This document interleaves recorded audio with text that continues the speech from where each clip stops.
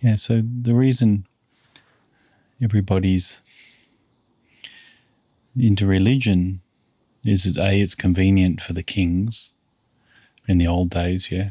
So if you're alongside the priest who's got the hearts and the fear of people in fear in their hearts, and the fear of God and their salvation and their community in your hands, where you go visit a church and everyone bonds together, your kingdom's much easier to rule and you'll go to war easier, etc., because now you're going to war for God. And so it's been very convenient on that. But the other big reason is that we're trained from birth for outwardness. Yeah.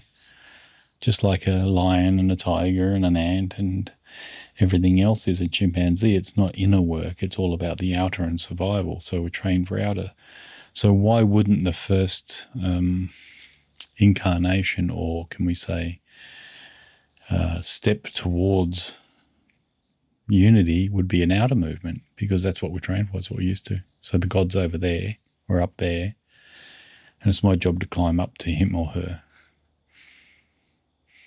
Right? Because why wouldn't it be that way? It's the first step, isn't it? It's still outward. Okay, well, it's still outside. Right?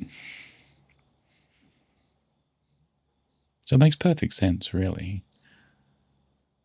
And then the next step, which is the more the Indian technique for multiple cultures, but let's just say Indian for now, where it's more inwards, and the Buddha, for example, was more inwards, and it was find out what you are at your deepest level, find out what you are. And that was a discarding process. So the Buddha always talked in knots, not this, not that. You're not this, you're not that, until there was nothing left. And that nothingness or spaciousness was what you are. The awareness is what you are.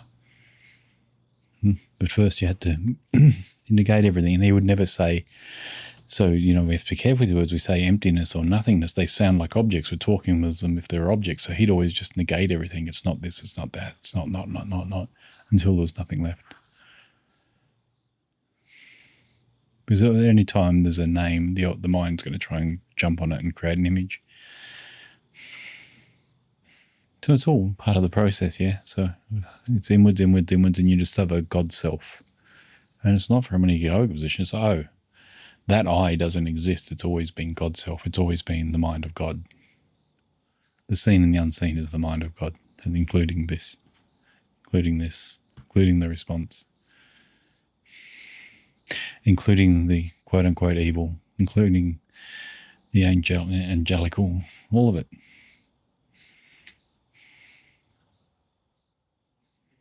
Including all the patterns, the stars and the horoscopes, and everything. It's all the same thing.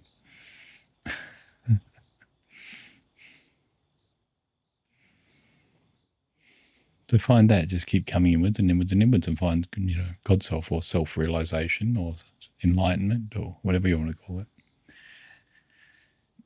Because there's a light, you discover the light. So I was talking to somebody today about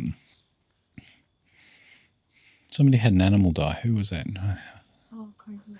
Yeah, Kobe. Like when the dream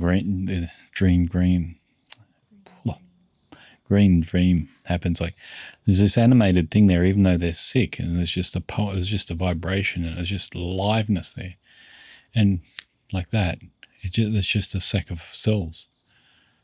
It's just a mass, and what's left is the Shakti. Yeah. Where's the Shakti come from? Where does that come from? All the scientists say there's no this, there's no that. They can't even explain how everything animates. Yet everyone's so fluffed up with their intellects here. Still haven't worked out gravity. Because everything that's going outward and slicing things into smaller bits is never going to get you what you want.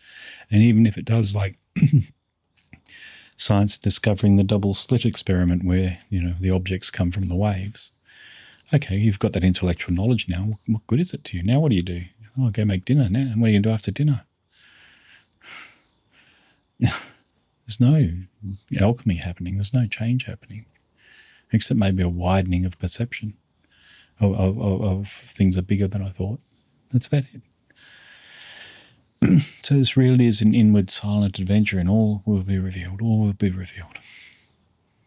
But understand the process that's got you going out to Allah, to God, to the great emptiness, all these different objects, whatever other gods there are out there. Oh, you mean you got all your Indians got hundreds of gods. The American Indians have got gods. Everybody's got gods. They used to have gods. The Vikings had gods. On and on it went, right? So just understand that was the natural next step. Then the next step was a singular God, monotheism. And the next step is, I'm all a part of that. I am that too.